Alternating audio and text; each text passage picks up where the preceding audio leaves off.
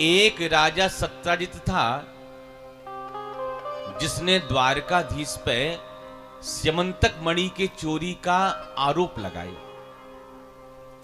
भगवान मणि को खोजने के लिए निकल पड़े वन में। तो मणि की खोज करते करते श्री जामवंत जी महाराज की गुफा के पास भगवान पहुंच गए। संयोग की बात, उस समय जामवंत की बेटी जाम्बवती उस मणि के साथ क्रीड़ा कर रही थी। जब जाम्बवती के हाथ में मणि देखी, द्वारकाधीश प्रसन्न हो गए। ओहो, मिल गई स्यमंतक मणि।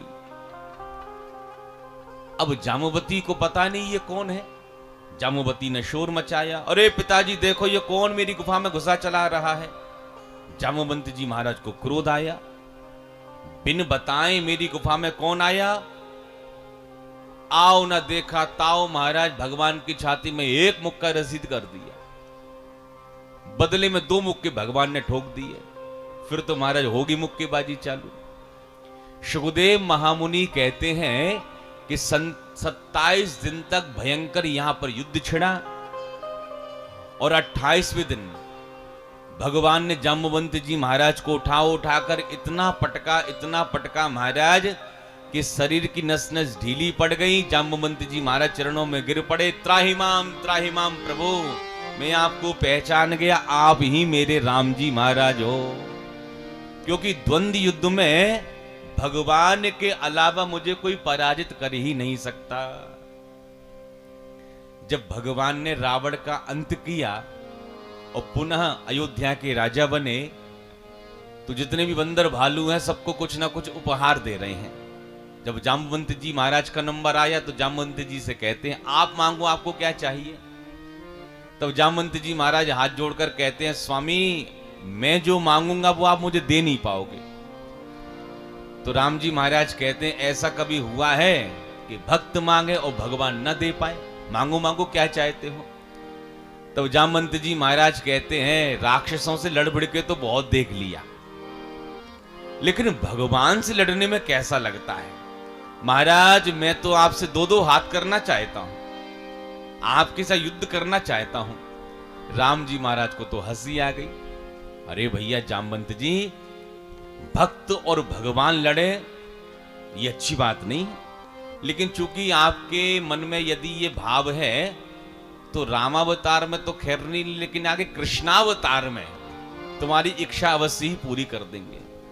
तो जो जाम्बवंत जी महाराज को खुजली मच रही थी लड़ने भिड़ने की, आज भगवान ने पूरी शांत कर दी। जाम्बवंत जी महाराज कहते हैं, आप मेरी गुफा में कैसे हैं महाराज, इस घनघोर जंगल में। तब भगवान कहते, जाम्बवंत जी आपकी गुफा में आने का सबसे बड़ा कारण है ये स्यमंतक मणि, इसे वापस करो। इसके कारण महाराज हमारे ऊपर चोरी का कलंक लगा हुआ है। तब जाम्बवंत जी कहते, क्षमा करना महाराज, कोई अच्छी सी वस्तु मैंने पहली बार अपनी बिटिया को भेंट में दी है, और बिटिया को दिया हुआ धन पिता कैसे वापस ले ले। एक काम करो महाराज, आप मेरी पुत्री जाम्बवती के साथ विवाह कर लो और दहेज में मेरे से मणि ले लो। भगवान कहते, सबसे शीघ्रम जंगल में मंगल हुआ और भगवान ने जाम्बवंत जी की पुत्री जाम्बवती के साथ वन में ही विवाह कर लिया।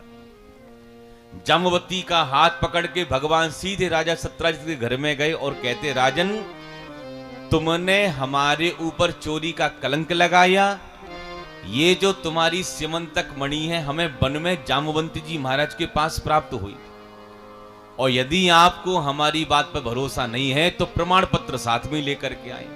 अब बगल में खड़ी थी जाम्बवती, पूरी रही सही कसर उसने पूरी कर दी। अब जो लोग भगवान को चोर कह रहे थे द्वारकापुरी में, अरे कृष्ण तो बचपन के चोर हैं, पहले माखन मिश्री चुराते, बड़े हो गए तो मणियां हीरे चुराने लगे। इतने में हवा पलट गई महाराज, सब लोग सत्यजित को गाली देना प्रारंभ करते हैं। एक दिन अर्धरात्रि में सत्यजित के घर में सत्यजित द्वारकाधीश के पास आया और कहता है, महाराज ऐसी जिंदगी से तो मर जाना बढ़िया है। जहां से निकलता हूं महाराज सब लोग गालियां सुनाते रहते हैं मेरे को। तो भगवान कहते तो अब हम क्या करें।